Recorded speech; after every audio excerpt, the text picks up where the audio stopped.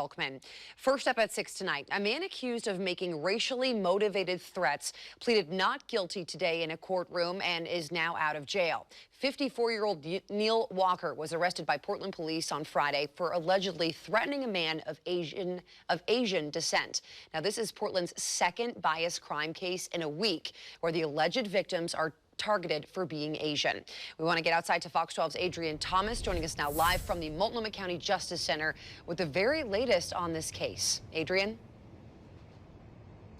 Well, Bondi, Neil Walker was granted pretrial release supervision this afternoon after he pled not guilty to bias crime and menacing charges. Portland police say Walker allegedly pulled up alongside an Asian man at an intersection in South Portland on Friday and proceeded to make racially targeted threats towards him. This is the latest bias crime, like you mentioned, the second one in just about a week, and the community is still processing. Neil Walker is the second Portland man within a week to be charged with bias crimes for allegedly targeting someone of Asian descent. 34-year-old Dylan Kesterson is facing bias crime and assault charges for allegedly attacking a Japanese family on Portland's East Bank Esplanade on July 2nd. Portland police say Walker allegedly pulled up alongside the victim at the intersection of South McAdam and South Taylor's Ferry on Friday and began yelling racial slurs and threatening the victim.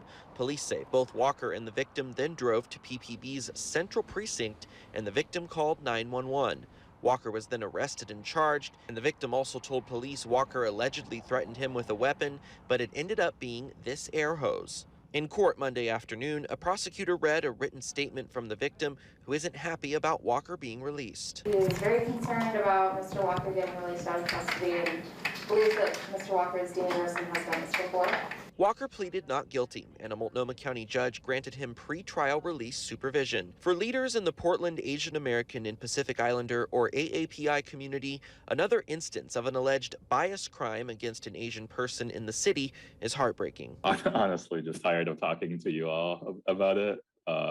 Just because it's, this is the second one in a week. We as leadership and the community just need to step up and really push back on hate and bias, against all people. Duncan Huang helps run APANO, the Asian Pacific American Network of Oregon.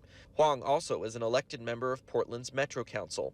He says he and other AAPI leaders in Portland are working harder than ever to raise awareness about an increase in hate crime against members of the AAPI community. We did our own survey with a bunch of partners, earlier this year, and about 49% of respondents in our community said they experienced or someone in their family, was a target of a hate or bias incident. So it's a really widespread, issue.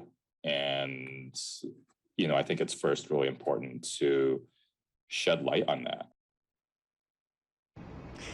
Now, according to court documents, Neil Walker has no known criminal history other than a DUI charge. He's due back in court on August 8th. Live in downtown Portland, Adrian Thomas, Fox 12.